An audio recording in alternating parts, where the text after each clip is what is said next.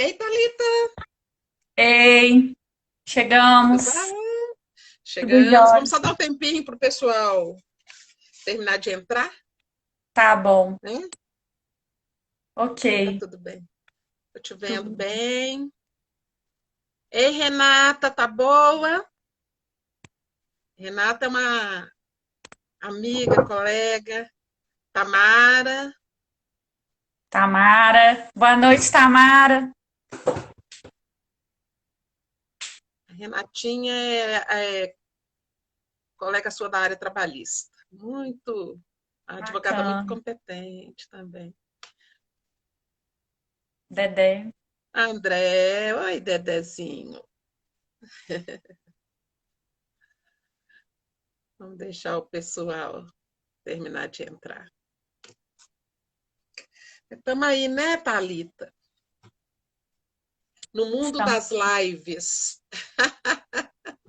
Forma de compartilhar, né, conhecimento agora. É, eu estou achando muito legal isso, de poder estar participando, né, com colegas, com pessoas tão boas, tão competentes, dessas lives que sempre, sempre levam informações, né, para as pessoas de uma forma geral.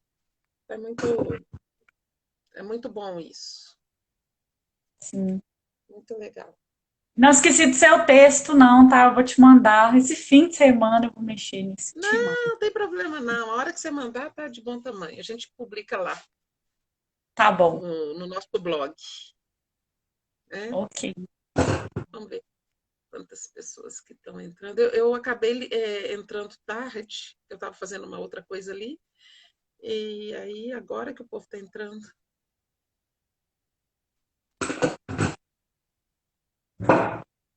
Oi, bebe, bebe, como é que é? Bebeteles. Berenice. Berenice. Ah, ok. Bom, são 18h02, vamos esperar dar pelo menos 18h03, vamos esperar mais um minuto e aí a gente já começa a conversar mesmo. Tá bom. Eu acho que você tem tanta coisa bacana para passar Hum. assim, para o pessoal que eu acho uma pena eles perderem assim, algum pedaço. Né? É. Está estudando muito? Tiquinho, aproveitando a pandemia, né? Aí a gente tá fazendo todos os trabalhos acumulados de exercício, de tudo. Nossa, tô ficando bem cansada, mas tô aproveitando o máximo, né? Porque depois volta a rotina, tem que sair de casa. Então, enquanto não Sim. começa a, o ritmo normal, eu tô aproveitando, né? Para estudar ao máximo. Mas estudar é hábito, né? Como você já tem esse hábito, fica mais fácil, É, né? Fica bem mais fácil de, de começar. Bom, então vamos começando o nosso bate-papo, né? E aí o pessoal vai chegando e vai alcançando aí o que você tem para dizer. É o direito simples assim. Estamos aqui de novo com mais uma live. E hoje eu tenho uma alegria muito grande de conversar com a Thalita, que ela inclusive esteve aqui outro dia conversando com a Tamara, né, Thalita, sobre o teletrabalho, mas hoje ela não vai falar sobre o teletrabalho. Né? A Thalita, ela é advogada, ela é coordenadora do Prunarte da UFMG, ela é mestre na área do direito do trabalho e é doutoranda na UFMG e na Escola de Direito de Harvard, lá nos Estados Unidos. Então, o que a gente vai conversar aqui hoje é quais foram os passos que a Thalita trilhou e ainda trilha, porque o curso continua, para fazer esta pós-graduação, é, essa pós-graduação que é chamada de pós-graduação sanduíche, né? Não é, isso, Thalita? vários nomes. E aí, Thalita, tudo bem? Seja Tudo bem-vinda. bem. Boa noite, Rosane.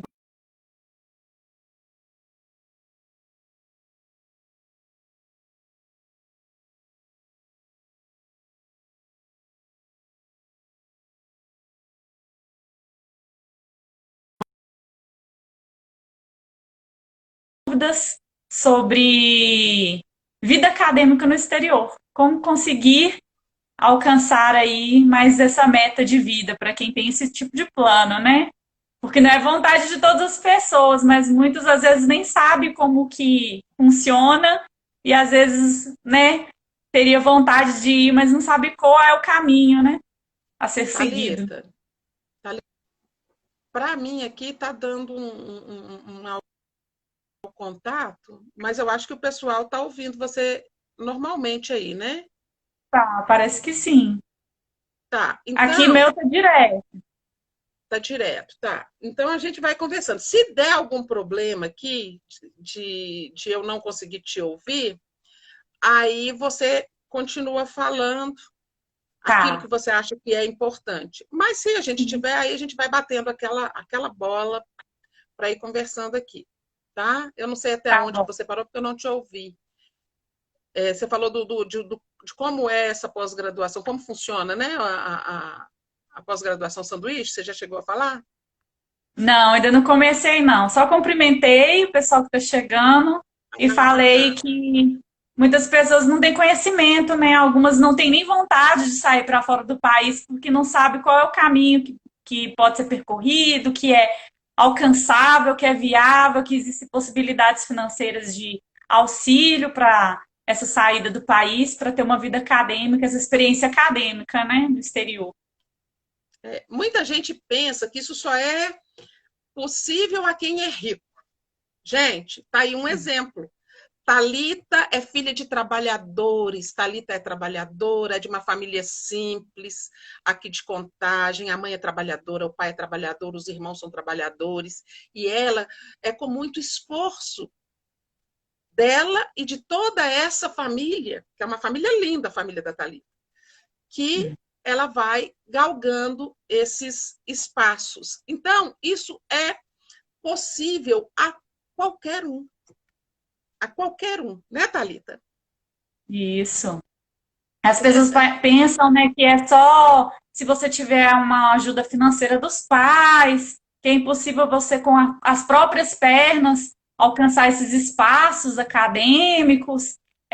Às vezes não sabe os auxílios que a própria universidade pública, que hoje tão pouco valorizada, como a faculdade pública, ela ainda persiste e ela ainda auxilia os alunos para que eles possam ter essa oportunidade no exterior. E como a gente também luta junto com essas universidades, porque elas ainda, aos trancos e barrancos, conseguem enviar os seus alunos para que eles se tornem pesquisadores de excelência, que retornem para o Brasil para poder mostrar também a pesquisa que fez lá fora e continuar aqui fazendo a pesquisa e fazendo com que tanto o meio acadêmico como a sociedade se tornem melhores, né, com o resultado dessas pesquisas. É isso aí. Me fala uma coisa, como é que funciona, então, essa pós-graduação sanduíche? E Então, muitas pessoas não têm conhecimento, né, de que existe, às vezes, na pós-graduação mesmo, quando as pessoas elas entram na pós-graduação, e eu falo na pós-graduação, né, no sentido mestrado e doutorado, mas tudo que eu for falar aqui é para deixar bem claro que vão existir várias exceções. Não significa que você tem que estar exatamente matriculado numa pós-graduação para fazer um intercâmbio, vamos dizer assim, acadêmico, nesse sentido, mas via de regra, você tem que estar matriculado na pós-graduação, mestrado e doutorado para conseguir ter essa oportunidade do sanduíche. E o que é o sanduíche, essa palavra? Na verdade, existe para o doutorado. Então, assim, quando a gente vê as portarias da CAPES, do CNPq, as legislações que vão reger, né, todo esse assunto sobre pesquisadores no exterior, o nome vem com doutorado sanduíche, para a CAPES especificamente. Então, o aluno de mestrado, normalmente não existe um financiamento do governo brasileiro para que ele faça um mestrado sanduíche. A gente não vê muito essa palavra e ela não aparece nas normas, nas legislações sobre esse assunto. Mas não significa que uma pessoa que esteja em mestrado ela não possa ter essa experiência no exterior para complementar, né, para engrandecer aí a pesquisa, porque as pessoas do mestrado, quando elas fazem um mestrado e que não está vinculado a uma universidade pública, paga o mestrado numa faculdade particular, ela também pode conseguir fazer um projeto e ter um contato com um professor de uma universidade no exterior, e aí ela, por conta própria, ela faz o mestrado sanduíche dela. E o que significa o sanduíche? Seria fazer o mestrado aqui e lá, fazer o doutorado aqui e lá. É como se fosse um sanduíche. Parte, né, desse pão, vamos dizer, é aqui no Brasil e a outra parte no exterior. Mas, levando em consideração que é um período de pesquisa. Não significa que o aluno ele vai ter uma dupla titulação, porque é bem diferente. Falando especificamente do doutorado sanduíche, que está nas normas, a dupla titulação ela é adquirida a partir da cotutela, que é um outro processo, que na cotutela ele vai ter que ter matérias cursadas no Brasil e matérias cursadas no exterior, conseguir conciliar as duas grades com exigências que cada universidade vai exigir, e aí ele sai com essa dupla titulação, doutorado no exterior e doutorado no Brasil. Mas o sanduíche é um período de pesquisa no exterior, ou seja, a titulação, o título de doutor, ele vai ser do Brasil, a defesa ela vai ocorrer no Brasil, mas ele tem no currículo, inclusive quando faz um currículo Lattes e coloca o doutorado, existe lá uma aba técnica específica para incluir com o período doutorado sanduíche em. E aí você coloca a universidade em que você participou de um período de pesquisa que é de 6 meses a 1 ano e pessoas que conseguem em períodos maiores. Ah, bacana. Então, no caso da pós-graduação, estrito sensu, né? Que no caso é doutorado e mestrado e doutorado. Sanduíche, no caso do doutorado sanduíche, você vai ter a sua titulação aqui da UFMG. Só que vai constar nela, né? Com o período sanduíche. O período sanduíche, bacana. Tá, porque se fosse. Porque tem muita gente que faz já lá no exterior, mas aí tem que fazer a revalidação do certificado aqui no Brasil, né? Na verdade, não é. Se a pessoa ela faz um doutorado pleno, por exemplo, no exterior somente, ela vai ter a titulação da Universidade do Exterior. Se ela faz a cotutela e tem a dupla titulação, ela é doutora pela Universidade de Nova York, doutora pelo UFMG. Ela é doutora pelas duas faculdades, inclusive até a defesa tem a participação dos professores da universidade no exterior, ou a depender da regra, ela vai defender na Universidade do Exterior ou na Universidade do Brasil. Como eu tive uma amiga que, pelas regras de cotutela, aliando as regras da universidade na Itália, na UFMG, a defesa dela foi na Itália, não foi aqui. Então, a cotutela ela vai ser com regras bem específicas. Isabela está mandando aqui um recadinho, um nome técnico, é sanduíche mesmo?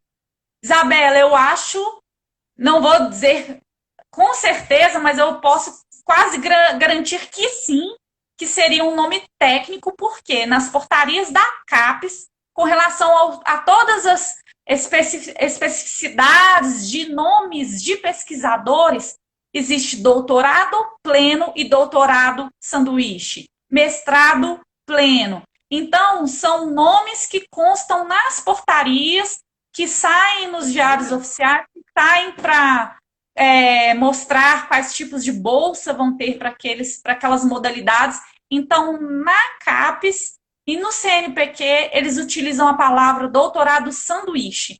Então, eu considero sim como um termo técnico, senão ele não estaria como um nome registrado nessas portarias oficiais, né? Se a gente falasse que é só um bate-papo que o pessoal conhece como doutorado sanduíche, mas não. Existe um quadro nas portarias da CAPES que vem especificamente modalidade doutorado sanduíche. Oh, bacana isso. Thalita, quais são aí os requisitos básicos, né, para isso, para esse ingresso nessas universidades, para fazer esse sanduíche aí? Então, lembrando novamente a ressalva que eu faço, a pessoa ela consegue ir para o exterior e frequentar essas universidades de diversas maneiras, até abrindo exceções que as faculdades podem fazer ou que o professor dessa universidade no exterior pode fazer, mas, via de regra, para você ser um pesquisador no exterior, eles recebem um aluno como um doutorando, então você não pode ter medo de seguir aí esse processo que é entrar numa universidade, ingressar como um aluno de mestrado e doutorado, e depois que você já tem um vínculo com essa universidade brasileira, você começa a fazer os contatos com a universidade do exterior. Porque quando você tem um vínculo com a universidade brasileira, existem acordos de cooperação, existem também normas nessa faculdade no exterior que não vai te receber de qualquer maneira. Ela quer saber do seu vínculo com essa universidade federal, com essa universidade particular na qual você está matriculado. Então, você precisa ter, então, essa posição de aluno, essa matrícula, estar como um aluno aqui no Brasil, e aí você vai ser recebido como aluno, pesquisador visitante, um aluno que vai assistir às aulas e participar de toda a vida acadêmica lá no exterior. E quando você chega lá, você tem um registro no departamento internacional dessa universidade. Você não vai direto falar com o professor, vai direto no departamento ao qual esse professor está vinculado. Você também tem um registro no departamento internacional dessas universidades, e esse registro no departamento internacional consta que você é o aluno da faculdade X, no estado X, no Brasil.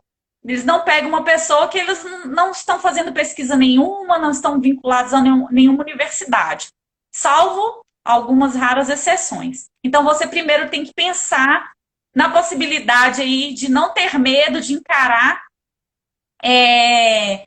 o processo seletivo de mestrado e doutorado das universidades que nós conhecemos aqui. Igual o amigo João, que entrou aqui, o esforço do processo seletivo vale muito a pena. Então, vão existir processos seletivos. O João esteve lá também do direito, e ele na condição de mestrando, ou seja, as pessoas pensam que o mestrando não pode ter uma experiência acadêmica, né? Mas consegue fazer todos os contatos com os professores são muito receptivos aos alunos de mestrado também, não é só do doutorado. E aí você vai entrar naquela universidade que você tem o desejo de ingressar, saber tudo sobre aquela universidade no site, saber quais são os requisitos dessa universidade, porque não basta os requisitos aqui do Brasil, você ser mestrando ou doutorando matriculado.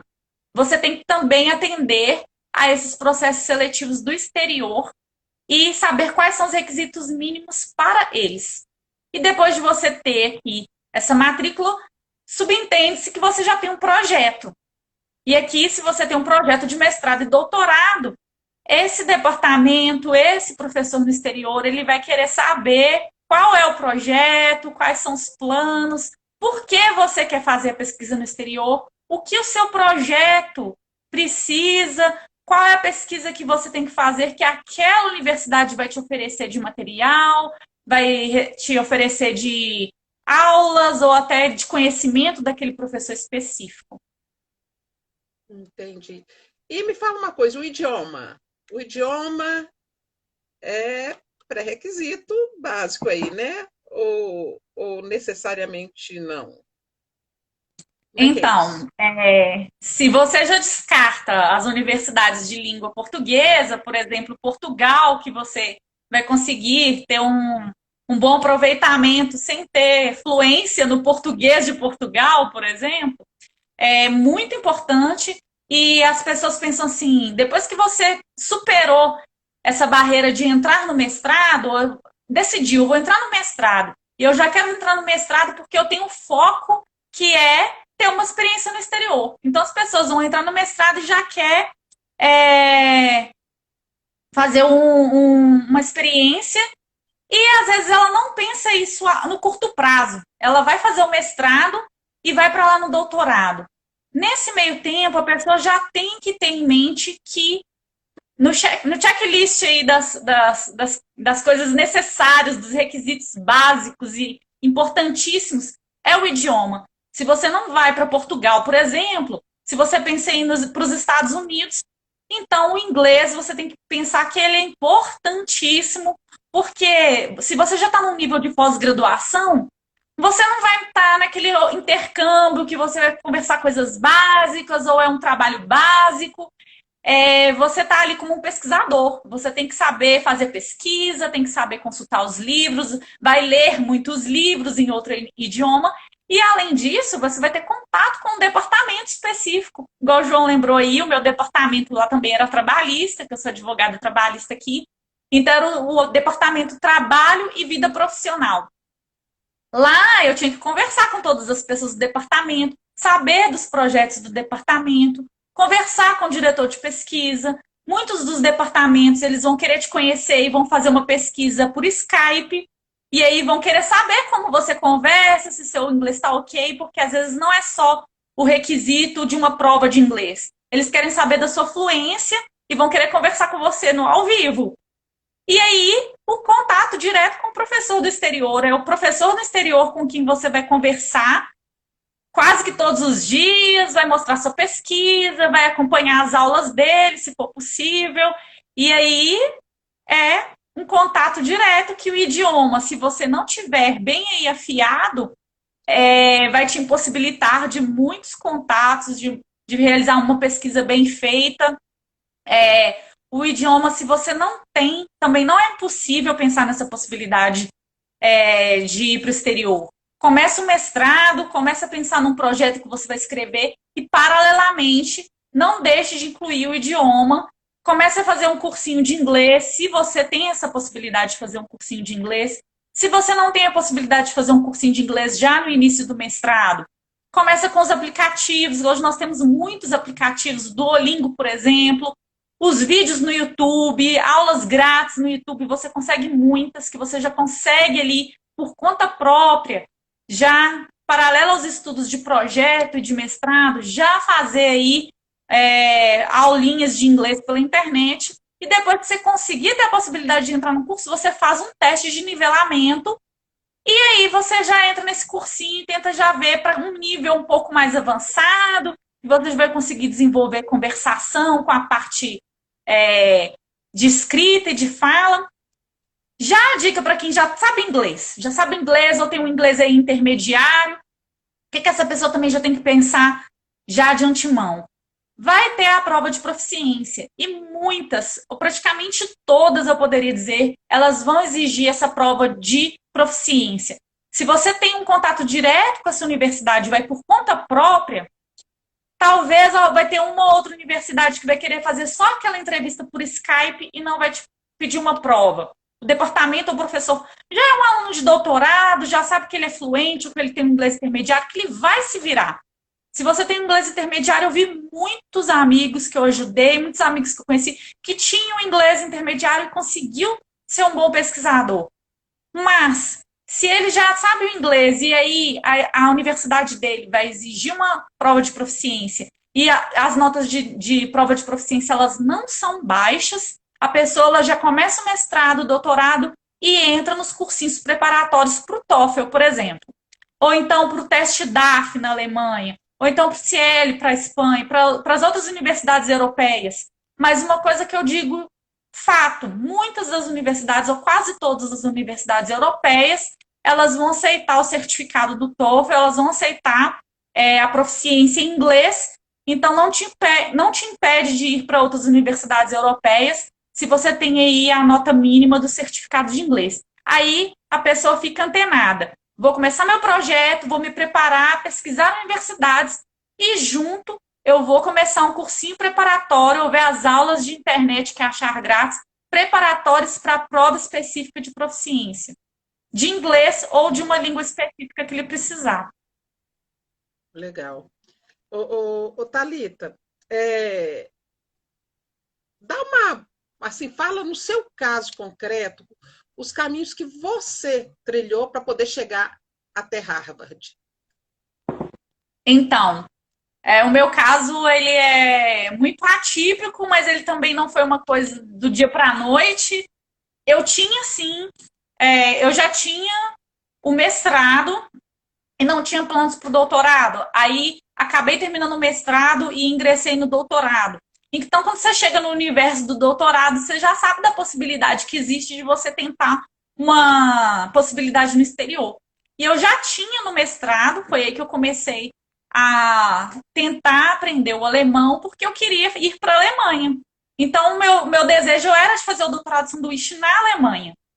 E eu já sabia, já tinha visto algumas universidades que não tinha nenhum obstáculo em receber alunos que eram fluentes em inglês.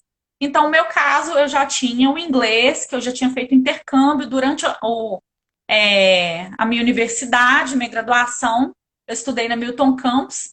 Então, lá, durante o meu período na Milton Campus, eu não tinha o gasto de pagar a universidade particular, porque eu fui bolsista do ProUni, com uma bolsa de 100%. Então, as pessoas falam assim, só as pessoas que são muito ricas, condição financeiras boas, conseguem. Nesse mesmo período da graduação, eu consegui também fazer um processo seletivo, que eu consegui fazer esse intercâmbio, eles pagaram minha passagem, pagaram a estadia e eu recebia para trabalhar nesses acampamentos. Eu já tinha aí superado o inglês. Eu tive que resolver a minha questão de um teste de proficiência. Os testes de proficiência do TOEFL, por exemplo, eles duram só 2 anos. Então, ainda que eu já tivesse um TOEFL no momento anterior, eu teria que fazer a prova novamente para ela ser uma prova que eu tivesse feito no ano passado para durar esses 2 anos aí do doutorado, para eu tentar 2 vezes o processo seletivo de doutorado.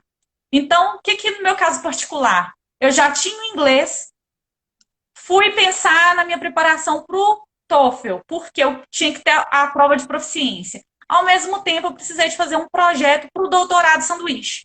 Porque quando você já está na universidade, já é um aluno de doutorado, você vai ter um processo seletivo interno dentro da universidade, que você vai ter que apresentar o projeto e vários outros requisitos mostrando por que o seu projeto precisa de uma pesquisa no exterior. Mas esse processo seletivo interno, eu só fiz parte dele, eu só fui saber como ele funcionava depois que eu já tinha conseguido a carta de aceite da universidade. Então, como foi o meu percurso? Eu tinha ideias de fazer na Alemanha, comecei a pesquisar algumas universidades, estava olhando como funcionava a questão do teste de proficiência, e aí também nas minhas pesquisas do doutorado, que eu já tinha iniciado e já apresentado, né, para a banca quando eu ingressei, eu achei um site na internet e vi um departamento, vi uns professores e uma professora que eles tinham um tipo de pesquisa que era muito parecida com o que eu estava tratando na tese.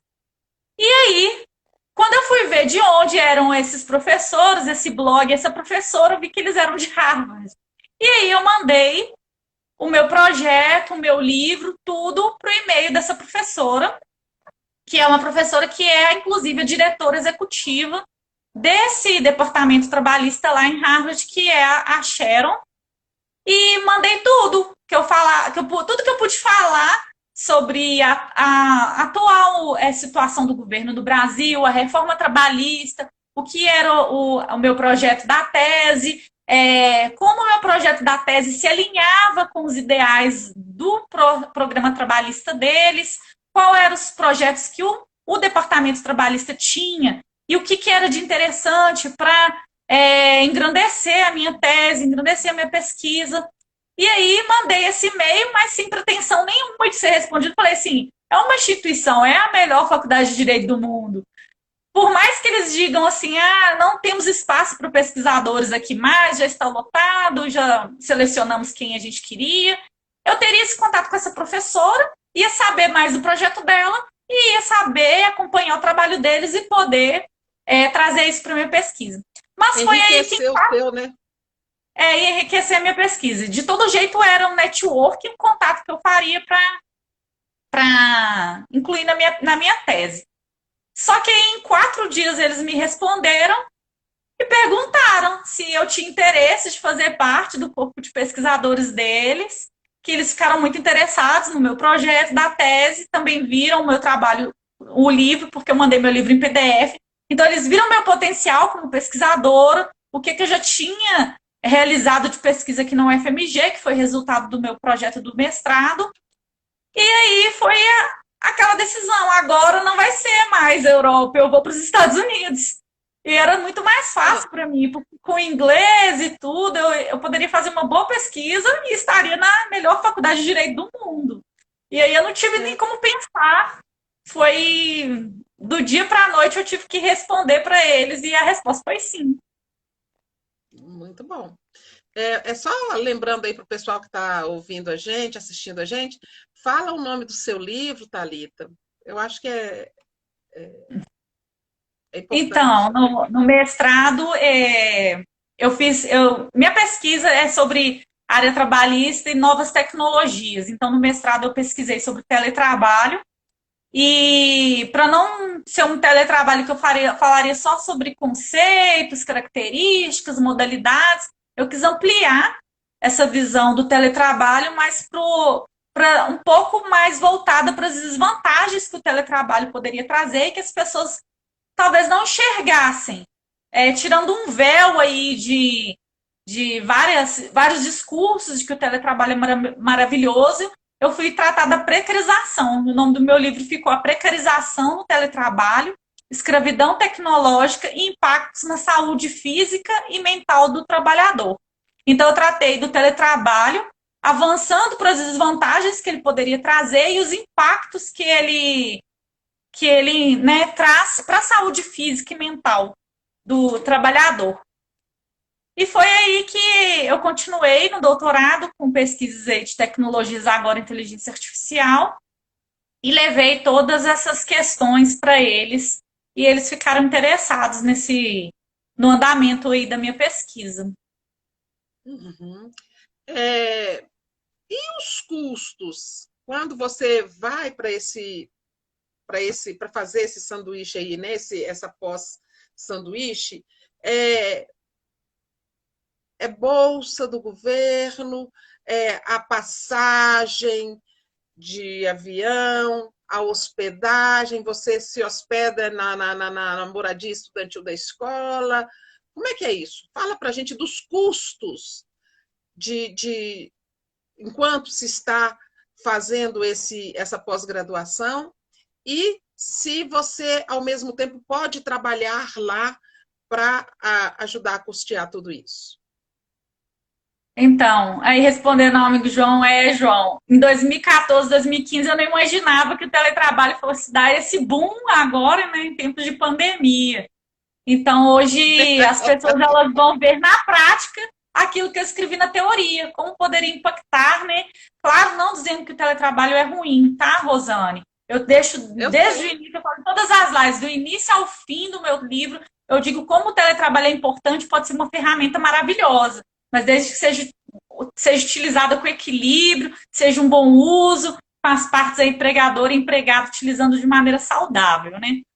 Então, principalmente o empregador em relação ao empregado, né? Claro.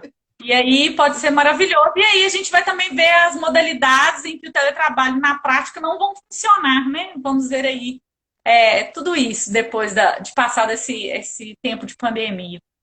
Mas então, Rosane, com relação aos custos, depois que você passou por esse processo seletivo interno das universidades, principalmente no caso daquele que é um aluno que ingressou na pós-graduação nas universidades federais do Brasil.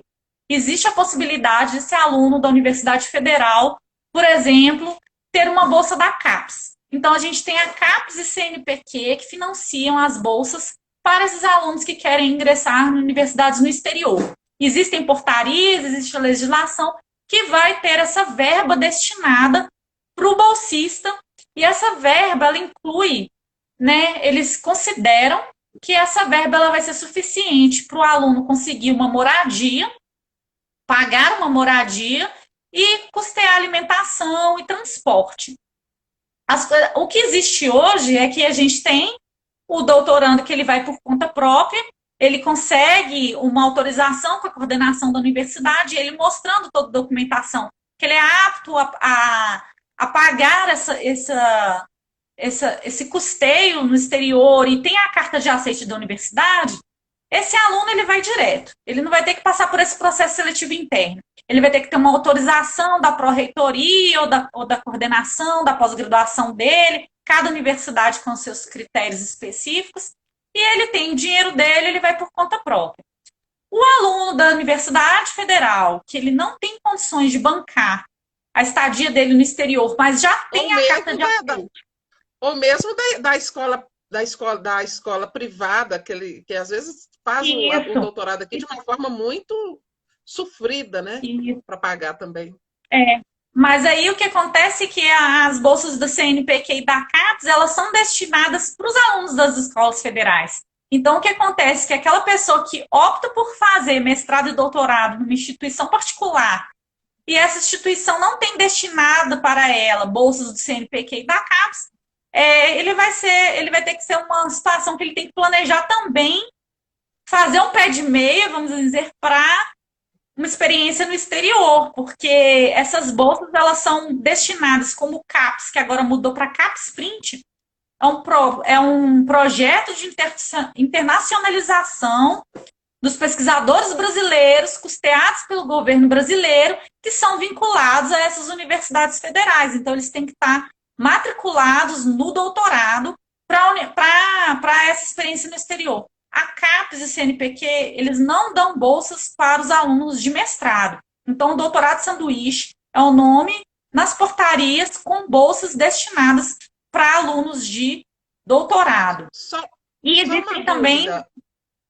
Só uma dúvida, Thalita. Porque a CAPES ela dá bolsas para a pós-graduação, do mestrado e doutorado, para escolas, para fazer aqui mesmo, para escolas particulares, como é o caso da PUC. Ela só não dá, então, para o exterior, é isso? Isso. É até uma questão que a gente tem que conferir, tá, Rosane? Mas o que eu sei, por exemplo, no CAPES Print, com as mudanças que tiveram recentemente, são bolsas destinadas para os alunos de escolas federais. Porque... mas, assim, é uma informação que a gente pode conferir, depois as pessoas que tiverem dúvida, ou então a própria pessoa que está numa universidade particular, por exemplo, na PUC, é só ela ligar para a secretaria e saber, existe bolsas destinadas para a PUC de doutorado sanduíche? Aí a secretaria ela vai saber informar com precisão se há ou não. Mas o que eu tenho até então de notícia é que elas são destinadas para os alunos das universidades federais. Mas eu posso estar errada com relação a esse tópico. Mas o que eu queria esclarecer é que essa bolsa ela vai ser num número limitado também. Então, as pessoas, entre os doutorandos, esse processo seletivo que, como nossos colegas aí dizem, é um processo seletivo árduo também. Então, você passa por mais esse sofrimento de conseguir, nesse processo seletivo, ficar dentro das vagas destinadas para essas bolsas de doutorado sanduíche. E aí, depois que você conseguiu ser aprovado nesse processo seletivo, você vai ter um vínculo com a CAPES, um contrato com a CAPES, que você tem várias responsabilidades a serem observadas. E, inclusive, se você não cumprir todas elas, você sob pena de devolução desse dinheiro da bolsa. Então, a bolsa ela é depositada aqui no Brasil e esse dinheiro você, por sua conta, você faz a transferência para um banco no exterior. E aí, todas essas dicas eu fui colocando, registrando em blocos de notas, repassando para outros bolsistas, que acabou se tornando um manual do doutorando, que foi Doutorando Sanduicheiro, que foi um manual que eu criei um pouco antes do canal existir, e aí a gente foi repassando todas essas informações, porque os doutorandos eles acabam se organizando em grupos de WhatsApp, em grupos do Facebook, então se a pessoa também está interessada nisso, uma outra dica, procure todos os grupos de doutorado sanduíche no Facebook, todos os grupos de WhatsApp, eles vão estar nesses grupos do Facebook, e aí você consegue ser adicionado nesses grupos, e aí você vai ter informações também de como que faz a transferência para o exterior, como que procura moradia. Aí tem a situação que eu queria pontuar, que você mencionou. Algumas faculdades no exterior, elas vão fornecer a moradia, mas a maioria das universidades dos Estados Unidos, a moradia ela é para os estudantes de graduação e para os estudantes de mestrado e doutorado pleno. Então, quem é do doutorado sanduíche, muitos dos alunos já têm conhecimento que eles vão ter que, durante todo esse processo do inglês, do projeto, do processo seletivo, eles têm que procurar a moradia dele, fazer contato com as pessoas de outros países, procurar saber como que é o aluguel, como funciona o contrato de aluguel, olhar os preços, olhar as regiões, saber se é perto do metrô, se é perto da universidade, e já ter aí planejado o lugar onde ele vai morar. Mas, com certeza, nos grupos lá de Harvard, a gente tem, né, de muitos lugares que as pessoas conseguem para morar, mas aí nas situações em que a pessoa resolve fazer o mestrado e doutorado pleno, já quase que vagas garantidas para esses alunos. E para os alunos de doutorado sanduíche, é mais difícil, não quer dizer que seja impossível, mas a questão de conseguir lá essas vagas desses alojamentos da universidade são mais complicadas. Então, os alunos de doutorado sanduíche, eles já vão direto, sem procurar muito essa moradia de lá. Mas, assim, como o João mencionou aí, muitos estudantes, eles querem dividir apartamento, a gente faz contato com outros estudantes que estão alugando quartos, foi o meu caso também, que a gente alugou em uma casa. E no final dá tudo certo, mas, assim, tem que ser uma lista de prioridades depois do processo seletivo. Procurar moradia, passagem. A passagem na CAPES, ela teve algumas mudanças recentes. Qual foi a mudança que houve?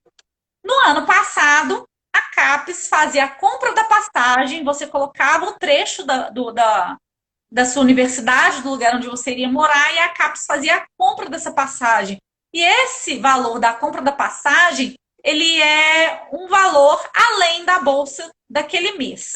Então, a primeira bolsa, você recebe a bolsa, que no caso do doutorado sanduíche é $1.300, mais a passagem comprada pela CAPES e um auxílio instalação.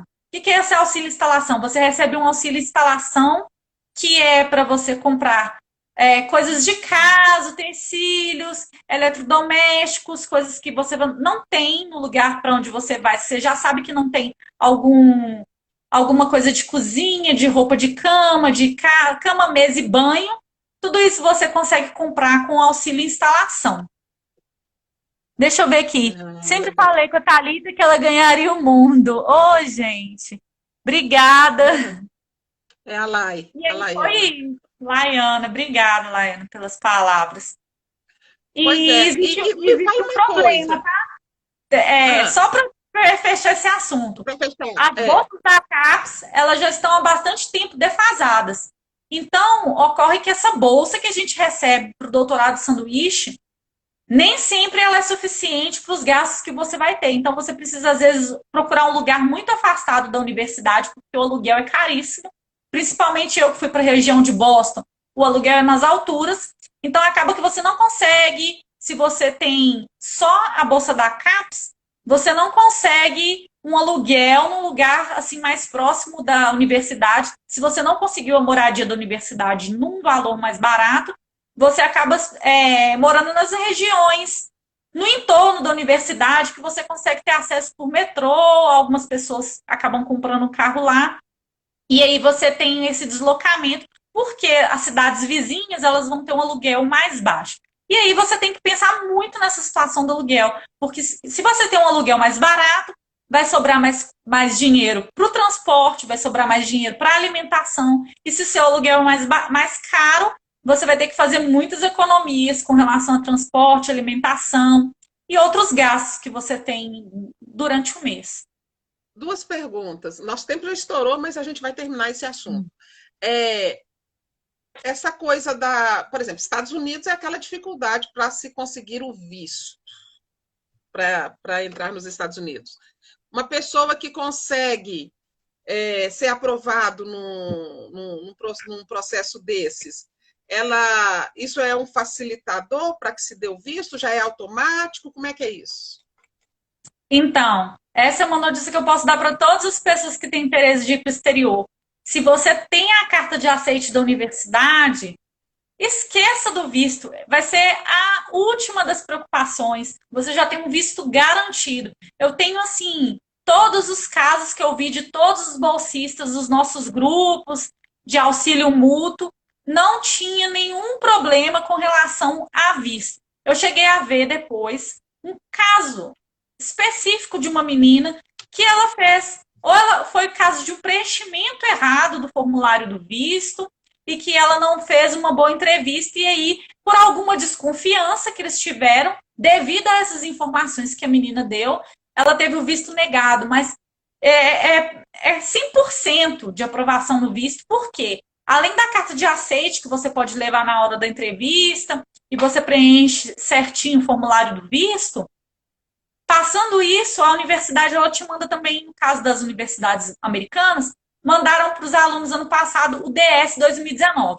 Então, com o DS 2019 em mãos, que é um documento que já te registra como um pesquisador lá na universidade, e isso é feito pelo Departamento Internacional, você vai com aquele documento do Departamento Internacional direto para a entrevista. E as entrevistas elas duram cerca de 5 minutos. Eles só pegam esse DS, que é o documento do Departamento Internacional, que já certifica que você vai ser um pesquisador internacional lá no prazo X, vinculado à Universidade X, no Departamento X, e aí fica tudo ok para aquele vice-cônsul que vai te entrevistar e vai querer saber só ali. A partir de certo momento, a sua entrevista vai ser em inglês, a depender do caso, e aí vai saber ali se você consegue se comunicar em inglês mesmo, verifica se o DS está todo ok, e aí já te libera com o visto aprovado. Ok. Quando você fala que às vezes a bolsa ela é insuficiente para o custeio, né, da pessoa lá, vocês têm a oportunidade de exercer alguma atividade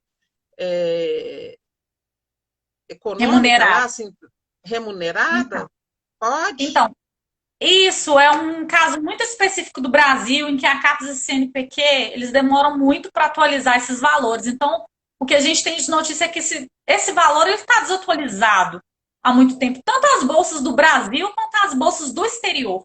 Então, como existe essa alta do dólar, essa alta do euro, e as bolsas elas permanecem com o mesmo valor por anos, você chega lá numa situação que alguns orientadores eles sabem a real situação daquele aluno.